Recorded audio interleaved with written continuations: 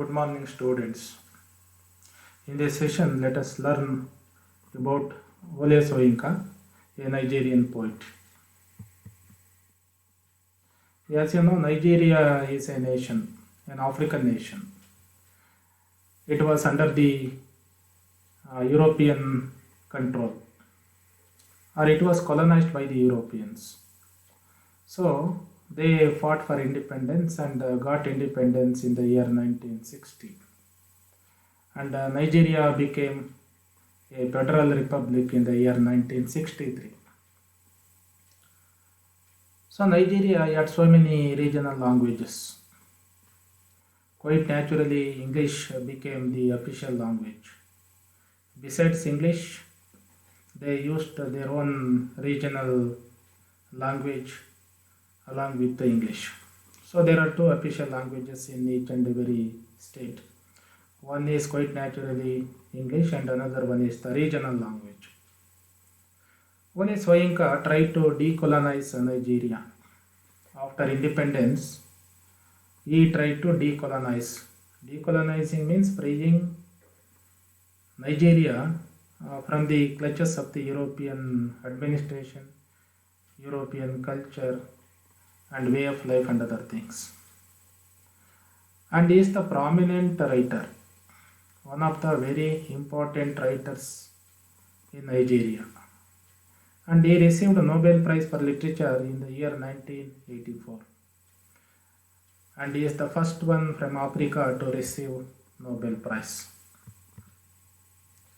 Let us look into his life and education. You see, Wole Soyinka is a Nigerian playwright, poet, novelist, and he was also a teacher and a political activist. He was born in the year 1934 at Abeokuta in western Nigeria. His father was a prominent Anglican minister and an headmaster of a school. His mother was a shopkeeper and an activist. She was called a wild Christian because she was very, very daring. So Wole Soyinka learnt Christian teachings from his parents. And he also learnt Yoruba tribal customs of his grandfather. You see, his grandfather was a tribal, but his parents converted into Christianity. So Wole Soyinka learned Christian teachings from his parents. And at the same time, he learnt the tribal customs from his grandfather. So he belongs to Yoruba tribal community in Nigeria. He learnt the teachings of both the culture, Christian culture on the one hand and Yoruba tribal culture on the other. He was a precocious and inquisitive child. He was very, very inquisitive. He had a very good curiosity to know things. And he was very, very intelligent. Precocious means he had a very bright knowledge, advanced to his age. He studied preparatory university studies in 1954 at a government college, Ibadan in Nigeria. Later he moved to England and he was graduated in England in the year 1958. He studied English literature from the University of Leeds, England. In 1958 and 59, he became a dramaturgist at Royal Court Theatre in London. Dramaturgist means one who learns or teaches the art of dramatic composition of plays. So in the year 1958 and 59, he worked as a teacher at the Royal Court Theatre in London. And in the year 1960, he returned to Nigeria on Rockefeller Fellowship to study African drama. He studied drama in London. Later on a scholarship, he came back to Nigeria and he started studying on African drama. He was awarded honorary doctorate in the year 1972. And Ole Soyinka as a dramatist. In the year 1960, he founded a theatre group called the 1960 Masks. It was the first theatre group that Ole Soyinka started or founded. And in the year 1964, he founded another theatre group, the Horizon Theatre Company. And he produced his own plays, and performed as an actor. He was not only a dramaturgist, he produced his own plays and he performed even as an actor. He was a visiting professor abroad. Besides that, he was a visiting professor, he was a teacher. He taught at various universities in foreign countries. He was a visiting professor in Cambridge University, Sheffield University, and Yale Universities. And he started his writing career. He started writing plays and activism in 1950s.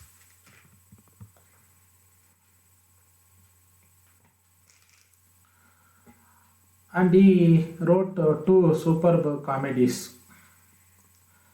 The Swamp Dwellers is the first one, and The Lion and the Jewel is the second superb comedies that he produced. He wrote these two plays in the year 1958 and 59. And his another play, Dance of the Forest, which was written in the year 1960, it satirized Nigerian political elite. He satirizes the Nigerian political elites in this play, Dance of the Forest. And he wrote so many philosophical plays. The Strong Breed is one such, which was written in the year 1964. The Road is another, written in the year 1965. Death and King's Horsemen was written in the year 1975. The Bacchae of Euripides was written in 1973. And he has written so many other philosophical plays. His plays have wide cultural perspective and poetic overtones. In most of his plays, there is a wide cultural perspective, and we can find the poetic overtones in his plays. Besides writing plays, he has written so many novels, essays, and autobiographical works. The two important novels of Ole Soyinka are The Interpreters, written in the year 1965, and another one, Season of Anomy, in the year 1973. These are his two important novels. Besides that, he has written so many essays, Myth, Literature, and African World. Is a collection of essays which was published in the year 1975. Art, Dialogue, and Outrage is another collection of essays which was published in the year 1990. And he wrote a gripping account of his prison experience. He was imprisoned for a few days during the Nigerian Civil War. When he was in jail, he went his own diary. Gripping accounts of his prison experiences are recorded in his prison diary. That is titled The Man Died, Prison Notes, published in the year 1972.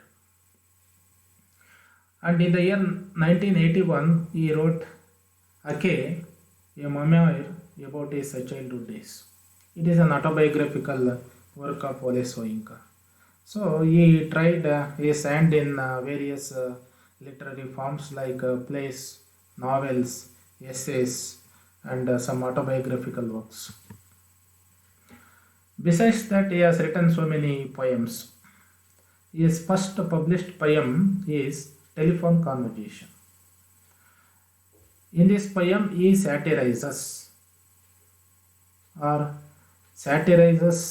humorously satirizes on racial discrimination practiced in Europe.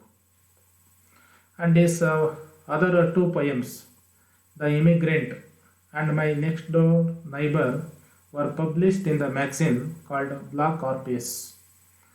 It is the magazine which published the writings of Africans. And he brought out another so many other poem collections, anthologies of poems. Idandre and other poems was published in the year 1967. Poems from Prison was published in the year 1969. A Shuttle in the Crypt was published in 1972. Ogun Abibi Man was published in 1976. Mandala Sarth and other poems was published in 1988. So he brought out so many collections of poems. If you look at his poems show a close connection to his place. Almost the same themes and issues are discussed both in his plays and his poems. And his central preoccupation was recording of African society. He was very much concerned with recording the African society and creation of new African sensibility, because Africans were very much influenced by the European colonizers. During the process of decolonization, he wanted to develop a new African sensibility. He is a writer, he is a critic, like the British writers like Coleridge, Arnold, Eliot, and others. He is not only a writer but also a critic, like Coleridge, Arnold, T.S. Eliot, and others. His most effective weapon in literature has been a satire. He satirizes so many things in society. He satirizes the Europeans, he satirizes the elite class in Nigeria. So his most effective weapon is a satire. He is critical of war. He opposed war and a civil contest for control. He was against war. His poems are on Yoruba tradition and myths. Most of his poems are on his local Yoruba tradition and myths. Besides all these things, he was a political activist. He participated in political activities. During Nigerian Civil War, which was fought between 1967 and 70, he appealed for ceasefire in Nigeria. For that simple reason, he was arrested by the government and he was imprisoned in the year 1967. He founded and aided and participated in several political groups like National Liberation Organization, the National Liberation Council of Nigeria, and so many other organizations were founded, and he aided those organizations. He was very much active politically, and many pro-national conference organizations. Besides these things, he was in favor of pro-national conference organizations. In 2010, he founded a political party, the Democratic Front for People's Federation, and he served it as the chairman of the organization. So, let us revise whatever we came to know about this writer Wole Soyinka in brief. As we know, Wole Soyinka writes in English, but his works are rooted in his native Nigeria and Yoruba culture with its traditions, tales, and legends. Even though Wole Soyinka writes in English, his works are rooted in native Nigeria. The subject matter is about Yoruba culture and its traditions, tales, myths, and legends. His writing includes the Western influences also. Even though he writes about the regional issues, regional culture, there is an influence of Western writers on him. He records or chronicles the social and political experiences of modern Nigeria, and he creates a stage for the ideal fusion of Nigerian tribal traditions and the elements of European culture. He fuses these two cultures, the Nigerian tribal traditions on the one hand and the European cultural elements on the other. He tries to fuse these two cultures. And he is a unified personality. He is an artist, a man, playwright, poet, novelist, all rolled into one. So he is a multifaceted personality. That is why he was awarded Nobel Prize for Literature. Let us assess our understanding of this session. You see, Ole Soyinka studied BA, or he was graduated in the University of Cambridge, Oxford, Leeds, King's College. Yes, Ole Soyinka studied his BA in the University of Leeds. The theatre group Ole Soyinka founded was Royal Court Theatre, Horizon Theatre Company, the FEN, the 1960 Mass. The 1960 Mass. Soyinka founded the political organization called Democratic Front for a People's Federation, National Democratic Organization, National Liberation Council of Nigeria, Pro-National Organization. The correct answer is Democratic Front for a People's Federation. Soyinka's autobiographical work is The Interpreters, Heart, Dialogue and Outrage, The Man Died, Prison Notes, Season of Anomy. The Man Died, Prison Notes is his autobiographical work. Soyinka's satirical and humorous poem on racial discrimination is Telephone Conversation, The Immigrant, My Next Door Neighbor, and Idomne.